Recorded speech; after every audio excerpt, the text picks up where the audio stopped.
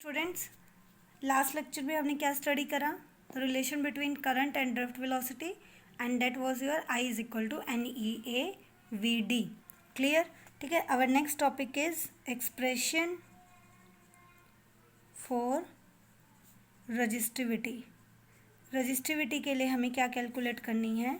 Expression for resistivity. Okay. I is equal to NEAVD, ये हमें पता है. Put the value of VD here over here. NEA, what is the VEE? tau by m.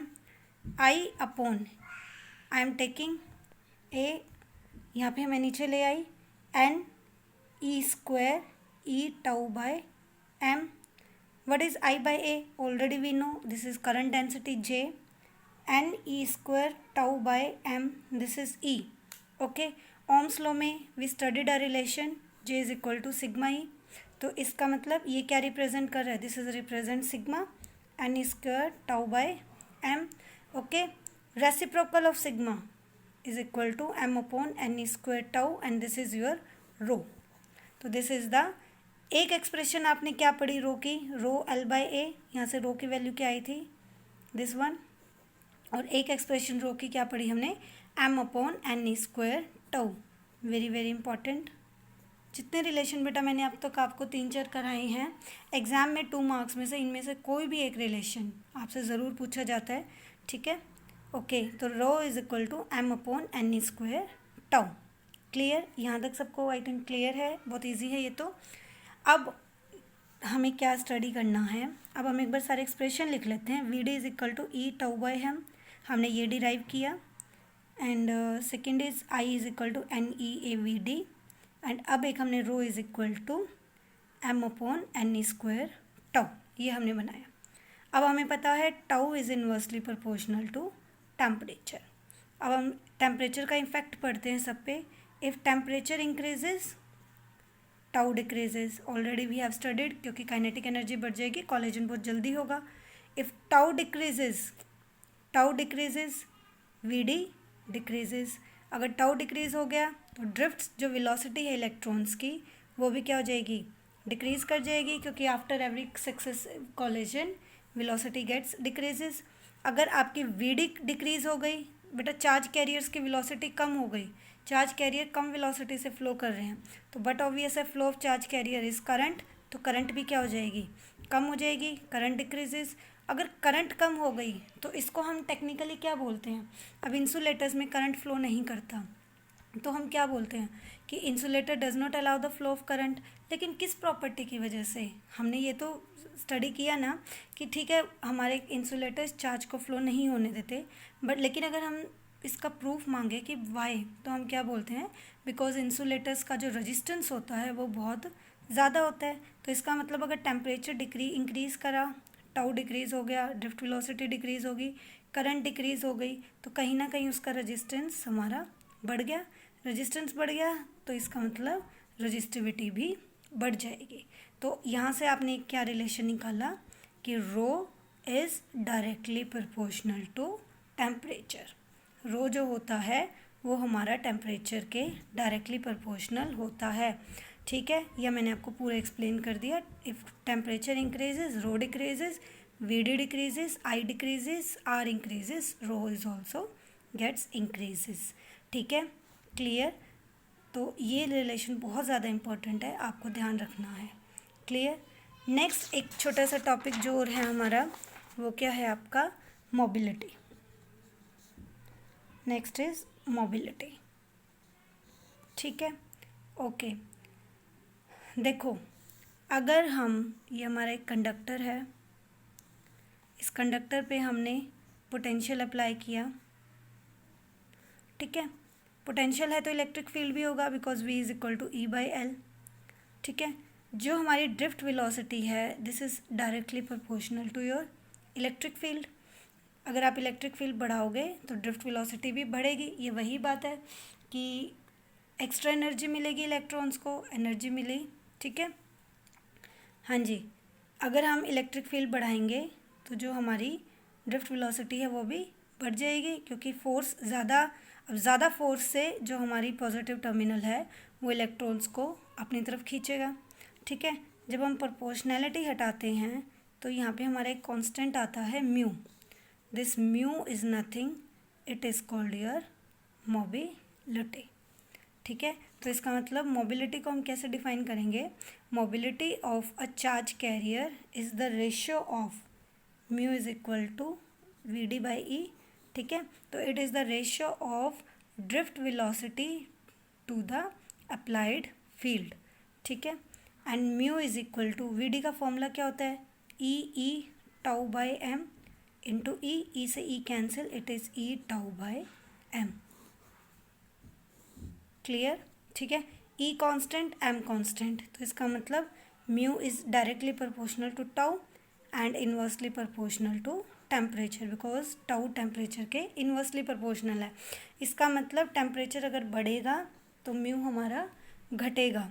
ठीक है, ये already हम discuss कर चुके हैं, क्योंकि म्यू भी क्या है बेटा? मोबिलिटी है कि पर इलेक्ट्रिक फील्ड हमारी कितनी ड्रिफ्ट वेलोसिटी बढ़ रही है। This is nothing, this is mu. समझो इस बात को कि हम क्या कह रहे हैं कि पहले हमने लेट इलेक्ट्रिक फील्ड अप्लाई करी आपकी 10 वोल्ट पर मीटर की, 10 वोल्ट पर मीटर की। क्लियर? ठीक है, पर मीटर हमारी कितनी इलेक्ट्रिक फील्ड आ रही है? 10 वोल्ट। ठीक है, अब मैं इसको 11 वोल्ट पर मीटर कर देती हूँ। ठीक है, तो ये 1 वोल्ट पर मीटर बढ़ाने पे मेरी ड्रिफ्ट वेलोसिटी कितनी इंक्रीज़ करेंगी? That is nothing, this is your mobility. ठीक है, क्लियर? लेकिन अगर हमारी टेम्परेचर बढ़ेगा, टेम्परेचर बढ़ने से हमारा रिलैक्सेशन टाइम क्या हो जाता है? कम हो जाता है। ड्रिफ्ट वेलोसिटी क्या हो जाएगी? घट जाएगी। तो ड्रिफ्ट वेलोसिटी अगर घटेगी तो मोबिलिटी भी क्या होएगी? घटेगी। आप ध्यान से देख सकते हो, अगर ई को हम 1 वोल्ट पर मीटर ले लें तो mu is nothing, it is equal to drift velocity. Clear? तो म्यू को आप ये भी डिफाइन कर सकते हो मोबिलिटी को, it is nothing, it is the drift velocity when 1 volt पर metre electric field is applied across the both ends of a conductor. जब हम 1 वोल्ट पर मीटर की इलेक्ट्रिक फील्ड किसी भी एक कंडक्टर पे अप्लाई करते हैं तो जो ड्रिफ्ट वेलोसिटी इलेक्ट्रॉन्स अटेन करेंगे that is nothing, that is called its mobility. ठीक है, तो जैसे हमारी रजिस्टिविटी और आर था। ठीक है, रजिस्टिविटी क्या थी आपकी? It is nothing, it is resistance, but कौन सा resistance? Unit length and unit area. ठीक है, तो in the same way mobility is nothing, it is your drift velocity but when 1 volt पर मीटर इज़ अप्लाइड। कहने का मतलब है कि जब हम 1 वोल्ट पर मीटर का इलेक्ट्रिक फील्ड कंडक्टर के बोथ एंड्स पे अप्लाई करेंगे तो उस टाइम इलेक्ट्रॉन्स हमारी कितनी वेलोसिटी एक्वायर करेंगे? That is called its mobility. ठीक है, क्लियर? तो this is the concept of mobility. Now calculate the SI unit. ठीक है, इसकी यूनिट्स आपकी metre square, second inverse, volt inverse, और यू में से metre, second inverse, newton inverse, coulomb, और यू में से मीटर, वोल्ट सेकेंड, और मीटर कूलम सेकेंड न्यूटन। ये सारी यूनिट्स आप कैलकुलेट कर सकते हो, इसमें कोई बहुत बड़ा इशू नहीं है। एक मैं आपको करके भी दिखा देती हूँ। मोबिलिटी की unit electron coulomb, this is second, okay, this is your Newton. Clear? ठीक है, तो ये सारी यूनिट आप यहाँ से ईजिली क्या कर सकते हो? कैलकुलेट कर सकते हो। ठीक है, तो this is the topic of mobility. इस लेक्चर में इतना ही। Next we will studied about the limitation of next topic is our let's continue with our next page. This is your limitation of Ohm's law. Okay students, I think 1-2 units में आपको निकाल के भी दिखा देती हूँ। देखो, mobility is v d by e. E क्या होता है? एफ बाई क्यू, सबको पता है, f is equal to q e. This is newton, this is coulomb, newton coulomb. V d, this is velocity, metre per second. तो mu की unit क्या आ जाएगी? Mu unit v d is metre per second upon ई की unit Newton पर coulomb. ठीक है, तो इसमें कोई बहुत बड़ा इशू नहीं है, ये आप इजीली कैलकुलेट कर सकते हो। ओके, क्लियर, ठीक है। Okay, next topic, limitation of Ohm's law. Ohm's law की हमारी लिमिटेशन क्या है? देखो बेटा, ओम्स लॉ की लिमिटेशन क्या क्या है हमारी। फर्स्ट, कुछ डिवाइसेस हमारे ऐसे हैं बेटा कि जो क्या करते हैं, देखो ओम्स लॉ के according V is directly proportional to I, तो इनका ग्राफ कैसा आना चाहिए? अगर मैं यहाँ I लूँ और यहाँ V लूँ तो ओम्स लॉ के according this graph should be linear because this is directly proportional.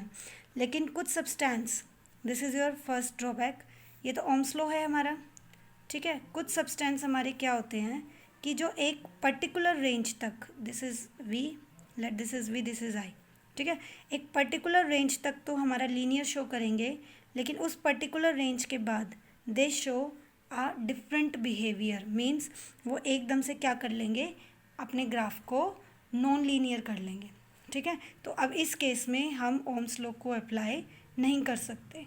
तो कुछ सब्सटेंस जो होते हैं दे show non linear behaviour of V and I, तो इस केस में आपका ओम्स लॉ अप्लाई नहीं होता। सेकंड, अगर हम सेमीकंडक्टर्स की बात करें, सेमीकंडक्टर्स हमारे सब्सटेंस होते हैं जैसे सिलिकॉन, जर्मेनियम, गैलियम, ये हमारे कुछ सेमीकंडक्टर्स होते हैं, ठीक है। अगर हम सेमीकंडक्टर्स की बात करें तो उनका जो बेटा ग्राफ होता है VI का, this is I, this is V, वो आपका कुछ इस तरह से होता है। तो it is a completely non behaviour, ठीक है, क्लियर। अच्छा, एक चीज़ और भी ध्यान रखना, अगर ये आपका एक कंडक्टर है, ठीक है, इस पर मैंने ये पोलैरिटी अप्लाई करी V, ठीक है, अब जो भी करंट यहाँ से I निकल रही है उनके बीच में ये ग्राफ है, ठीक है। अगर मैं इन पोलैरिटी को रिवर्स कर दूँ, क्लियर, अब करंट कहाँ से निकलेगी आपकी, यहाँ से, तो भी ग्राफ क्या रहेगा, यूनिडायरेक्शनल इसी में रहेगा। बट फॉर सेमीकंडक्टर्स अगर आप पोलैरिटी चेंज कर देते हो V और I की, तो जो आपका ग्राफ का जो क्वाड्रेंट है, ठीक है, ये अगर आपका मान लो इस पोलैरिटी के लिए है, ठीक है, अगर आप इसकी पोलैरिटी, अब आपने मान लो आपके पास कोई सेमीकंडक्टर मटेरियल है, फॉर एग्जांपल डायोड, ये आपका डायोड है, this is a semiconductor device, अगर अब आपने इस पे इस तरह से पोलैरिटी अप्लाई करी तो ये आपको इस तरह का बिहेवियर शो करेगा।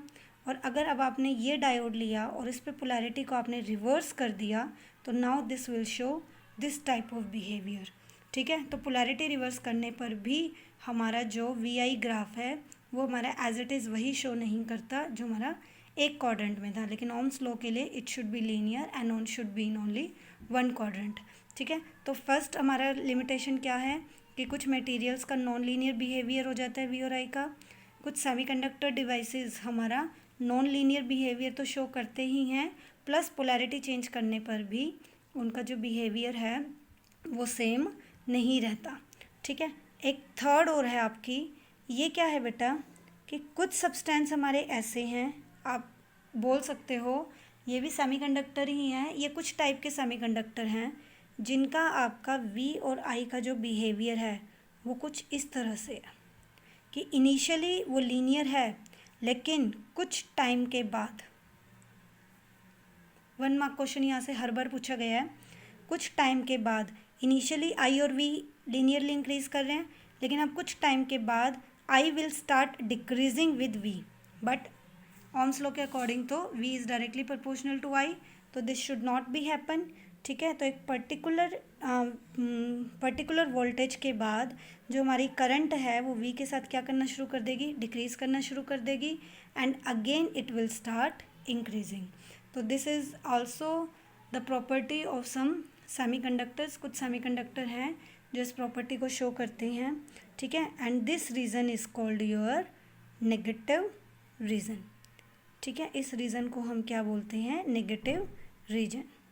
इसको हम नेगेटिव रीज़न क्यों बोलते हैं बेटा, क्योंकि इसके अंदर जो आपकी करंट है वो वोल्टेज बढ़ाने के साथ क्या कर रही है, घट रही है।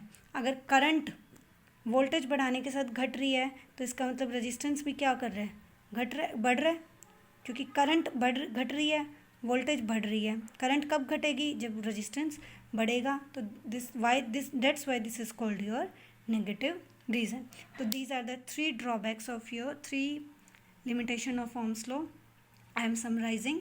फर्स्ट, ओम्स लॉ के according your graph should be linear, but Ohm's कुछ सब्सटेंस आपके ऐसे होते हैं जो एक पर्टिकुलर पॉइंट तक तो लीनियरली बिहेवियर शो करते हैं, but after that point it shows non linear behaviour. For semiconductors non linear behaviour तो है, लेकिन अगर आप पोलैरिटी को रिवर्स कर दोगे तो it will not show the same result as when the polarity gets reversed. अगर पोलैरिटी को रिवर्स कर दोगे तो it will not show the same behaviour, quadrant ही अलग हो जाएगा. थर्ड, कुछ सेमीकंडक्टर या कुछ मटेरियल ऐसे हैं जो आपका नेगेटिव रीजन का बिहेवियर भी शो करते हैं, कि मीन्स करंट आपका डिक्रीज करता है विद इंक्रीजिंग द वोल्टेज. ठीक है, तो these are the 3 limitations. Question यहाँ से क्या आता है 2 मार्क्स में, directly limitation of Ohm's law, या फिर आपसे पूछ लेंगे कि एक ग्राफ बनाया उसमें आप शो करो कि नेगेटिव रीज़न कौन सा है. ये 1 मार्क्स में ये क्वेश्चन आपका 3 टाइम्स रिपीट हो चुका है. ओके, इस क्वेश्चन के लिए तो आपके एग्जाम्पल हो गए सिलिकॉन, आपका गैलियम, सॉरी जर्मेनियम गैलियम. इसके लिए आपका एग्जाम्पल हो गया गैलियम आर्सेनाइड. क्लियर? ठीक है, तो ये एग्जाम्पल भी आप याद रख लेना. एग्जाम्पल के साथ भी आपसे पूछे जा सकते हैं कि लिमिटेशन के साथ कौन से मटेरियल हैं जो इस तरह का एक्सेप्शन बिहेवियर शो करते हैं. ओके, तो ये इस लेक्चर में. Thank you so much.